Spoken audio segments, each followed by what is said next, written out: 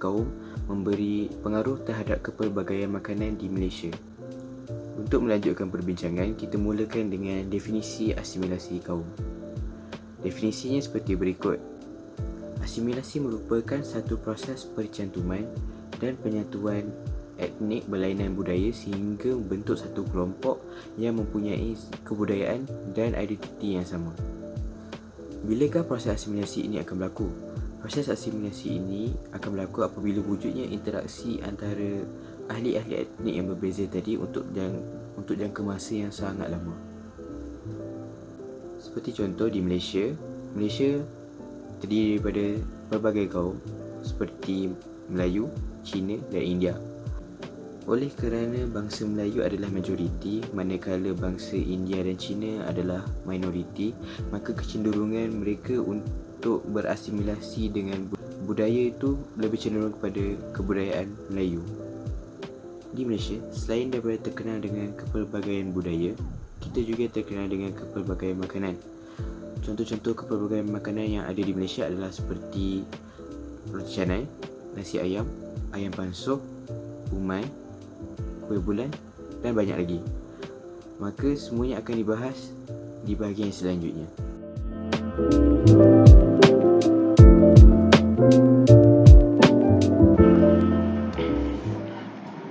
Hai, nama saya Eji. Saya akan ceritakan pengaruh budaya Melayu dalam masakan bangsa lain. Sebenarnya terdapat berbagai aspek bagaimana kaum Melayu mempengaruhi masakan bangsa lain. Salah satunya ialah bahan lazim masakan Melayu. Nuraini telah menggariskan kepada beberapa bahan lazim, iaitu cili, santan, belacan serta rempah ratus dan sarunan Melayu yang digunakan dalam masakan bangsa lain.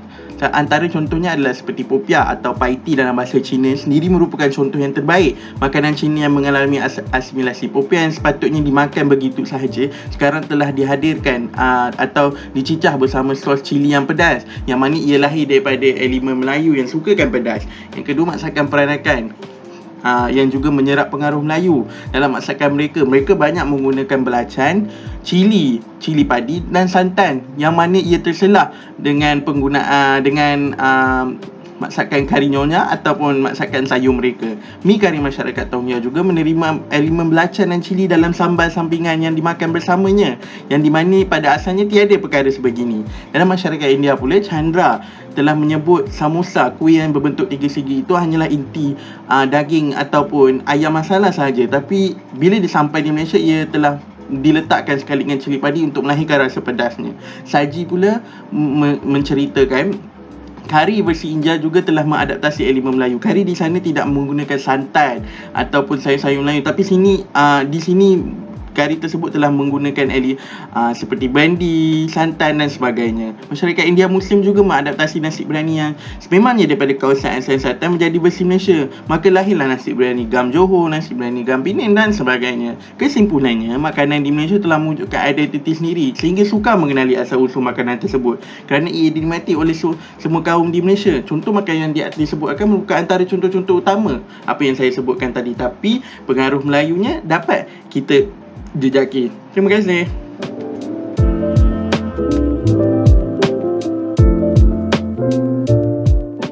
Saya Ahmad Arifin dan saya akan membentangkan tentang asimilasi budaya dalam kepelbagaian makanan dari sudut kaum Cina.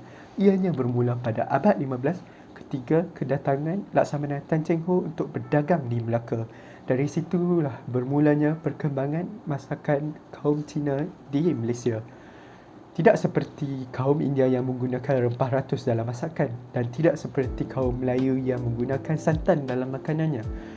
Masakan Cina mempunyai identitinya yang tersendiri. Makanan kaum Cina juga telah dinikmati oleh pelbagai kaum di Malaysia. Jadi saya akan menceritakan antara contoh makanan yang telah diasimilasikan di Malaysia. Jadi salah satunya ialah nasi ayam Hainan. Ianya berasal daripada daerah Hainan di China. Jadi ayam itu direbus dan di air rebusan itu digunakan untuk memasak nasi untuk menaikkan aroma nasi itu.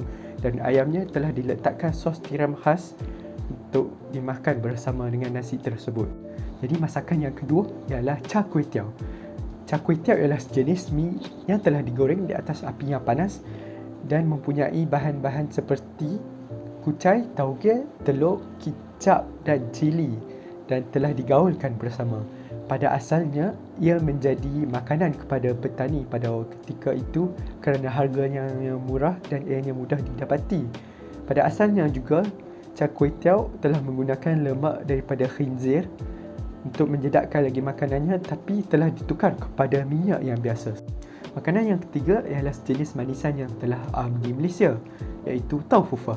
Taufufah ialah sejenis puding tofu yang telah diperbuat daripada kacang soya dan dilimpahi dengan air gula Melaka. Ianya sedap kerana tekstur puding yang lembut dan rasa manis daripada gula Melaka tersebut. Jadi sekian daripada saya.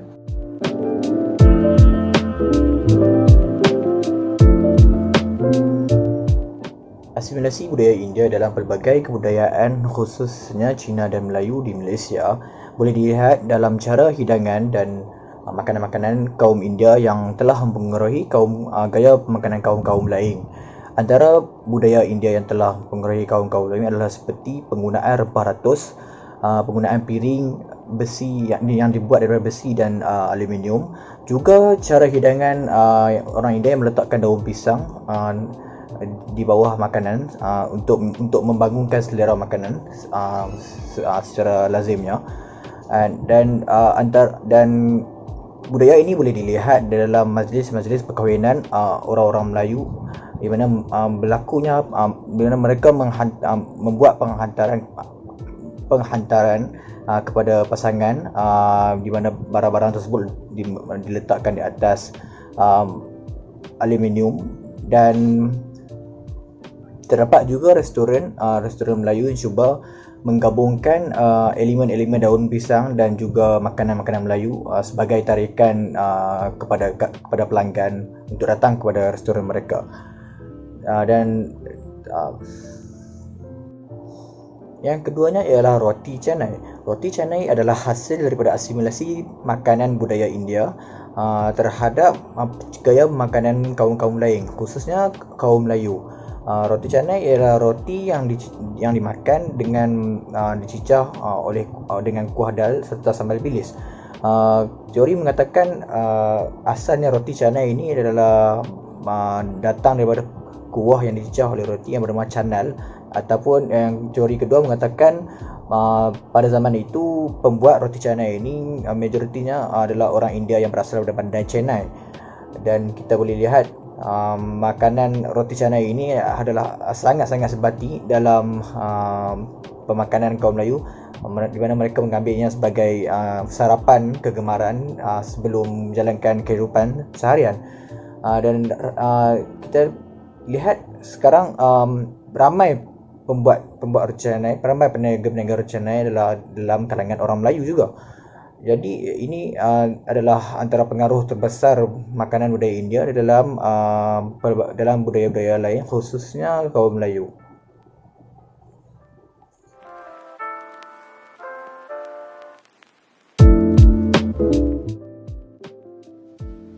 Seterusnya adalah asimilasi budaya dalam pemakanan di Sabah dan Sarawak. Seperti yang kita tahu, di Sabah dan Sarawak terdapat pelbagai jenis etnik yang menetap di sana. Sebagai contoh, di Sabah terdapat kaum Bugis dan kaum Kadazan dan banyak lagi.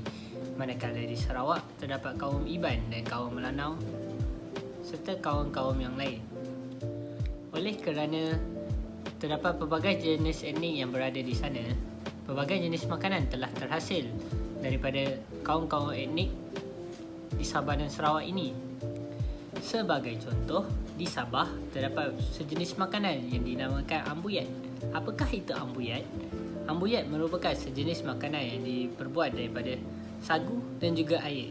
Walaupun makanan ini hanya memerlukan dua bahan, namun begitu proses membuatnya amatlah rumit. Kebiasaannya, ambuyat ini akan dihidangkan pada majlis-majlis perkahwinan dan majlis-majlis keramaian bagi kaum-kaum tertentu. Namun begitu, ambuyat ini bukanlah asing bagi masyarakat di Sabah ataupun Kepulauan Borneo. Hal ini kerana ambuyat bukanlah hanya dihidangkan pada majlis-majlis tersebut sahaja.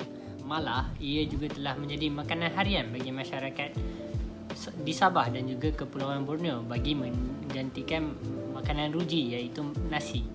Seterusnya adalah hidangan makanan di Sarawak iaitu manuk panso. Apakah itu manuk panso? Manuk panso berasal daripada dua perkataan iaitu manuk dan juga panso. Manuk bermaksud ayam dan panso bermaksud dimasak dalam buluh. Asal-usul hidangan ini tidak dapat dikenal pasti, namun begitu, hidangan ini begitu popular dalam kalangan masyarakat kaum Iban dan kaum Bidayu. Hal ini kerana kaum-kaum ini akan sentiasa menghidangkan makanan ini pada hari-hari perayaan, sebagai contoh Hari Perayaan Gawai Dayak. Kini, manuk panso bukanlah asing dalam kalangan masyarakat Sarawak. Hal ini kerana manuk panso bukan sahaja boleh didapati pada hari-hari perayaan tertentu seperti Hari Gawai Dayak, malah ia juga telah menjadi hidangan yang biasa dalam kalangan masyarakat di sana. Hidangan manuk panso ini juga telah diasimilasikan dalam hari-hari perayaan yang lain seperti Hari Raya Aidiladha, Hari Raya Aidilfitri dan juga telah menjadi makanan harian bagi sesetengah masyarakat sama ada di Sarawak, Sabah dan juga Semenanjung Malaysia.